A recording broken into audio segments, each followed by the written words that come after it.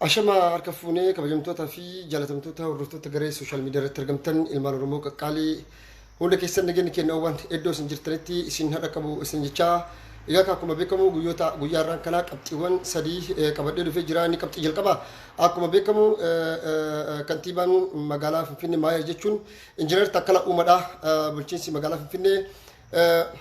Finfinnee keessatti manneen barnootaa hunda keessatti afaan Oromoo barnoota idilee ta'ee akka kennamuu qabu fi akka kennanii hojiirra jiru ammoo himaa jiranii kun gara duratti takka tarkaanfachuudha. Kana godhuun immoo maaliif barbaachisaa bu'aan uummanni Oromoo as keessa argatu maal ta'a hegereen magaalaa Finfinneedhaa hoo carraan isii yoo akkamitti gara Oromummaatti deemuu dandeetti balballi kun saaquun injifannoo akkamitti ka jedhu irraallee ni dubbannaa. Kanatti haasuudhaan immoo hundi keessan akkuma beektan gaafiin uummata Sidaamaa afaan Amaaraatiin dubbadhaa. Afaan Amaaraa immoo lammiiwwan warroota sabni Sidaamaa akka na dhagahuu qabutti karaa kamiyyoo ka deeman irra aanuu danda'an qabsoo isaanii karaa nagayaatiin geggeessan kana hoo arra eenyutu akka qabsoon isaanii kun kallattii jijjiiratu yookiin immoo yennasuutu gad indi qalabas ka gochaa jiru eenyutu dubaan jira ka jedhus kan ilaallu ta'a. Kanatti haasa'aa immoo itti gaafatamaa bakka bu'aa Baaldaraas Ermiyaas Laggasaa kan jedhamu itti gaafatamaa ministeera mootummaa duraanii kan ture kan namoota meeqa isaa fi ajjeessaa ture waa'ee isarraallee tokko lama jechuu barbaannaa. Isa jechuun ammoo kasaaraa eenyummaatii fi aayidentiitii jechuun kasaaraa eenyummaatii fi kisaaraa siyaasaa isa mudate maal fakkaata garamitti imalaa jiran kan jedhu laalla jechuudha. Egaa akkuma beekamu hundi keessan akkuma beektan injiinar Taakkalaa Uumaan magaalaa Finfinnee keessatti manneen barnoota magaalaa Finfinnee keessatti argaman kan Miniilikaa ta'uu kan Haayile Sillaasee ta'uuti yookaan Uraa'elaa ta'u manneen barnoota magaalaa Finfinnee keessa jiran guutuu keessatti akkuma nuti naannoo Oromiyaa keessatti afaan Amaaraa pireedii tokko barannutti barnoota idilee ta'ee biyyattii magaalaa Finfinnee keessatti tajaajila kennu eegalee jira jedhanii nuuf himanii jiran. Kun gammachuu guddaadha jechuudha. Kana jechuun injifannoo caalu jechuudha. Abbaan fedhe haa wacu malee gaalli imala isaa hin dhaabu jechuudha. Itti deemaa jechuudha. Kanaaf injifannoo kana ammoo kunuunsuu ka qabu nuyi jechuudha. Uummanni Oromoo obsa sabrii fi jajjabina qabnuun har'as magaalaa Finfinnee tana keenya gochuudhaaf tooftanaan tarsiimoodhaan itti deemaa jirti imalaa jira jechuudha. Imalli keenya hanga ammaa gara duubatti iddootti deebi'etti hin garre jechuudha. Erga jijjiiramni qeerroodhaan dhufe dhiiga ilmaan Oromootiin lafee ilmaan Oromootiin jijjiiramni erga dhufe warroota hidhaman hidhaa baasee warroota galmee shororkeessaatiin biyya alatti himatamaa turan hunda erga biyyatti galchee as qabsoon uummata Oromoo fuulduratti tarkaanfachuu malee yeroo inni gara duubatti deebi'u tokkollee argatti hin jiru jechuudha. Bakka hundatti dhugaan Oromoodhaa dirreetti bahaa mul'achaa itti deemaa jira jechuudha. Kanaaf uummanni keenya nuti ilmaan Oromoodhaa injiinar Taakkalaa Uumaan magaalaa Finfinnee keessatti hojiin isaan hojjechaa jiran waan gartee saba injiinar Taakkalaa Uumaan hojiin isaan hojjechaa jiran hojii taphaatii miti.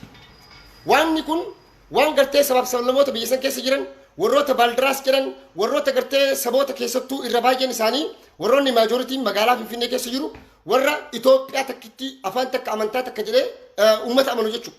Uummata san keessatti jaalatamu jechuun hojiidhaan of agarsiisudha. Akkasuma ta'a jibbiinsa Oromoo qofa waan ta'eef injiinar Taakkalaa Uumaan jibbamaa ture jechuudha. Har'a ammoo waan takka harkama qumaa faana ta'uuti gartee dirribaa kumas dalageen beene harkama qumaa dalageen beene akkasumas kumaa dammaqsaa afaan yeroo kantiibaa magaalaa Finfinnee turanitti waan isaan takkaa dalaganii hin beene dhaloota keenya keessatti arginee hin beene uummatatti dhiyaachuudhaan uummata keessa deemuudhaan uummata ofitti maxxansuudhaan ofitti qabuudhaan warroota dulloota irraa eegalee ijoollee xixiqqoo irraa hanga gubbaatti warroota jiran warroota harka qalleeyyii ciraa dhaabbachuudhaan gargaaruudhaan biyya san keessa akka biyya san dhuunfatan akka jijjiirama kanatti amanan jijjiiramni kun akka fuulduratti tarkaanfatuuf magaalaa Finfinnee keessatti sochiin isaan gochaa jiran sochii guddaadha jechuudha. Nuti uummata kanaaf beekamtii guddaa kennuufitu nurraa eegamaa isaan kana ciraa dhaabbachuu qabna qabsoo keenya kana kunuunsuu qabna kun injifannoo caalu jechuudha. Kanaaf amma guyyaa boru injiinar Taakkalaa Uumaan waan kana dubbatee jira. Wanti kun uummata Oromoo hunda keenya nu gammachiisa jechuudha.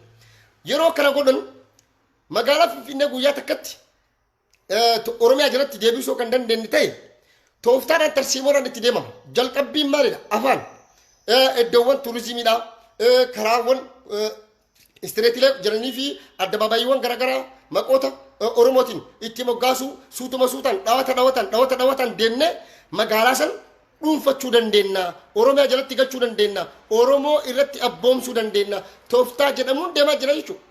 Afaaniin haasa'uurra hojiidhaan hojjechaa nama agarsiisaa deemudha jechuudha. Miidiyaa irratti gabbaatee har'a akkana jechaa oolurra waan tokko qabatamaan yoo hojjettee argisiiste atiin iddoo san saba kee birattis akka biyyattis dhageettii argattaa jechuudha. Warroonni ammoo fakkeenyaaf warroota akka abin warroota akka Samaayyaa paartii hundi keessanii beektan warroota akka Qinijjiit fa'aa warroota dur warra magaalaa Finfinnee tan harkaa qaban akka Baaldaraasii fa'aa kanneen hunda arra caallee argamaa jira. Akkamiin uummata kana caalaa jirra akka jennu taate nuti uummanni keenya miidiyaa gubbaa taa'ee miidiyaa maglacaa kennuuf yookaan ammoo ibsa kennuu osoo hin taane hojiidhaan qabatamaan gabbu'anii uummata san keessa seenanii muummicha ministeera irraa eegalee kantiibaan magaalaa Finfinnee keessatti piroojeektiiwwan guguddoo biyyi sun ni miti gaanfa Afrikaa keessatti argameen beeyne iddoowwan bashannanaa oolmaa daa'immanii iddoo daa'imman itti bashannan iddoo dargaggoon ispoortii itti taphattu wantoota hedduu biyya san keessa magaalaa Finfinnee keessa hin jirre arraan tana bifa haaraan fidanii maallaqa san bajata guguddaa hagas gaggoosan mootummoota akka Chaayinaa mootummoota akka Yuunaayitid Arab Emireet irraa maallaqa kana kadhachaa har'aan tana magaalaa san bareechaa jiran piroojeektiiwwan guguddaa dhaabaa jiran magaalaa fi diinagdee biyyattii isanii guddisaa jiranii jechuudha. Isaan kana nuti akkamitti cinaan dhaabbanne maaliif isaan kanatti gufuu ta'uun nu barbaachise maaliif jijjiirama kana sakaaluun nu barbaachise jijjiiramni kun jijjiirama uummata Oromooti jijjiirama dhiiga qeerroo ilmaan Oromootiin dhufe jijjiirama kana fuunee tarkaanfachiisuudhaaf jijjiirama kana ceesisuu fi galmaan gahuudhaaf hegereen Oromiyaadhaa fi Itoophiyaa hidhan Oromiyaadhaa Itoophiyaadhaa harka Oromoo gubbatti kuftee jirti jechuudha. Oromoon ammoo uummanni Oromoodhaan tokkummaadhaan mataa fi miila walitti qabachuudhaan jijjiirama kunuunsuudhaan ceesisuu qabna jechuudha. Jijjiirama kana ceesisuu keessatti ammoo warroonni gufuu nutti ta'aa jiran hedduutu jira. Ilmaanuma Oromootti jechuudha. Akkuma uummanni Amaaraa dheengadda obboleeyyan lama walitti deebi'anii wal ajjeesan. Itti gaafatamaan koomishinii poolisii mootummaa naannoo Amaaraadhaa akkuma inni dubbate jechuudha. Isaanuu Asaammunoo Tsiggeedhaa waajjira isaanii keessatti isaan koontirool godhee isaan hidhaa ture. Akkuma isaan dubbatan moobaayilii harkaa qabna turre gama teekinooloojiitiin mootummaa federaalaatiin nu gargaaraa jechaanii turre waan takkaa jiruu keenya keessatti hin argina obboleewwan keenya nurratti dalagan nurratti godhan jedhanii amanuu hin dandeenye agarree jedhan laayivii qabee biiroo waajjira isaa keessatti hidhaa ture jechuudha. Har'a uummata santu gabbee dubbachaa jira jechuudha. Yeroo kana jedhan warroonni hidhaman hedduutu jiran to'annoo jala oolchidha jira jedhan akkuma naannoo Amaaraa keessa jirus mootummaa naannoo Oromiyaa keessas diinni jijjiirama kana barbaanne adawaan jijjiirama kana barbaanne kan miileen lakkaa'amutu jira jechuudha. Dhugaa dubbachuudhaaf dhiiga ilmaan Oromoo qeerroo Oromootiin warroota kijibanii nyaachuu barbaadanii fi lubbuu isaanii dheereffachuu barbaadantu jira jechuudha. Nuti kanaaf ilmaan Oromoodhaa filannoon qabne muummicha ministeeraa Dr. Abiyyi fi injiinar Taakkalaa Uumaa cinaa dhaabbachuudha. Jijjiirama kana cinaa dhaabbachuudha. Jijjiiramni kun kiyyaa fi keeti ka hunda kennaati.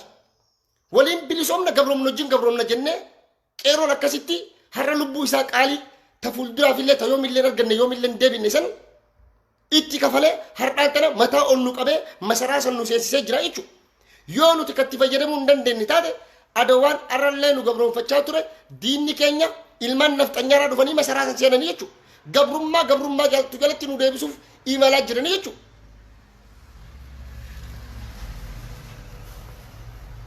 Kanaaf nuti ilmaan Oromoodhaa hundi keessan bakka jirru tokkummaadhaan akka wal qabannee mataa walitti masakannee bakka jirru warroota keessattuu Asaammunoo Tsiggee fi warroota abinii Oromoo ta'anii jijjiirama kanaa fi mootummaa Abiyyi irratti duulaa jiran kana bakka jiranitti laamshessuu qabna.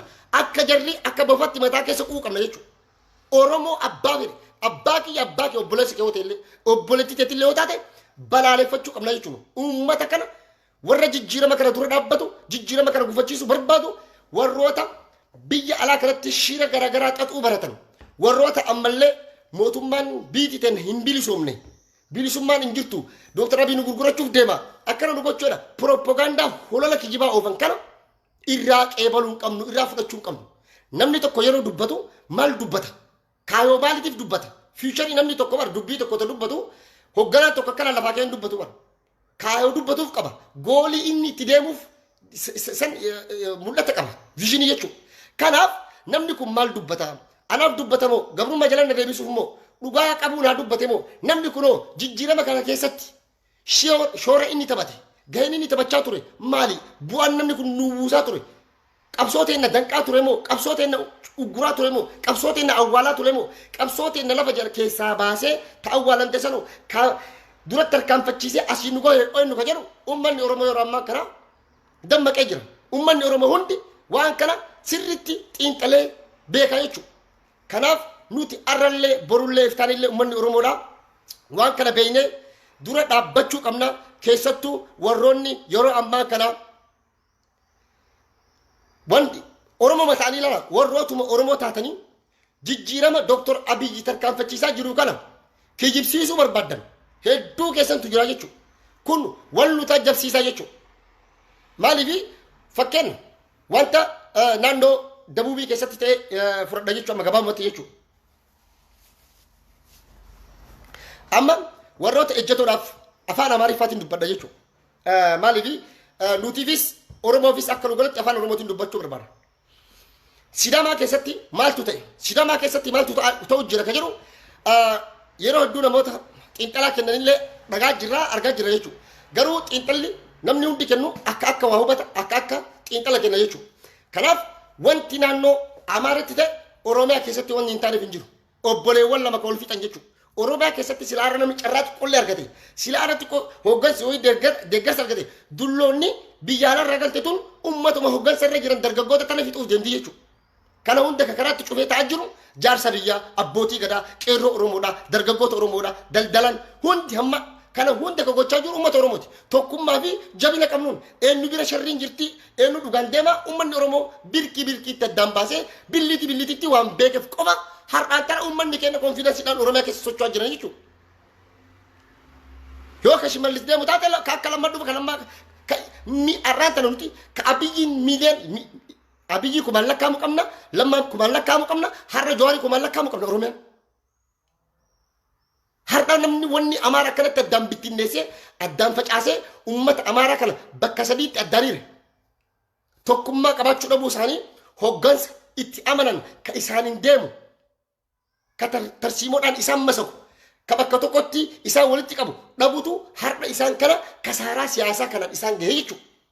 Nuti ummanni Oromoodha ummata Habashaa yookaan ummata Amaaraa kanarraa siyaasa isaanii kanarraa maal hubachuu qabnaadha. Waan irra Amaarri ta'e kana nu dur taa turre jechuudha. Dur taa turre bara. Abaa'otu dhufe OPDO obbola Jallamii wallahi obbola Jallamii wal cabse obbola Jallamaatu biyyarraa wal baase. Har'a shira isaan dur nutti yaadaa turan tun haqni keenya waggaa jaarraa tokkoo fi cidhaadhaaf nurratti shirri nurratti xaxamaa ture kun har'a Habashatti deebi'aa jira. Har'a isaanuma wal nyaachisaa jira jechuudha. Dur Oromoo kana caala wal fixee jirti dhugaa walitti himnami. Oromoon waan amma naannoo Amaaraa keessatti ta'e kana caala dur wal gochaa turte jirti Oromoon. Gootota meeqatu wal galaafachaa ture. Eenyu akka wal rukutaa ture. Eessatti akka wal rukutaa turan. Eessatti akka wal ajjeessaa turan. Hunda daataa harkaa qabna.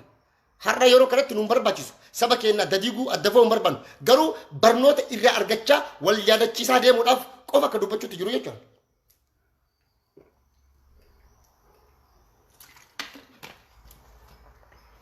Yaa ilmaan Oromoodha. Wanni naannoo Sidaamaatti ta'aa jiru kun maali? Sidaamaa fudhadha gabaabumatti. Uummanni Sidaamaa gaafii sirnaa, gaafii seeraa, gaafii mirga abbaa biyyummaadhaa, gaafii hiree ofiin of bulchuu, hiree mataa ofiin murteeffachuu gaafatan.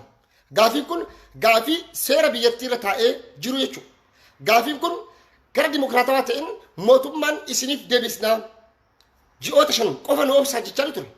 Har'a ammoo qabsoo wareegama qaalii itti kafalan kana ka arraan kana asiin gaan wareegama qaalii itti kafalanii waggaa meeqa guutuu 27 guutuu itti dhamaa itti tumamaa guyyaa takkatti 200 300 ol itti dhabaa asiin gaan kana ammoo fuudhanii yeroo kana keessatti sanuu harka diinaa kaa'anii jechuudha.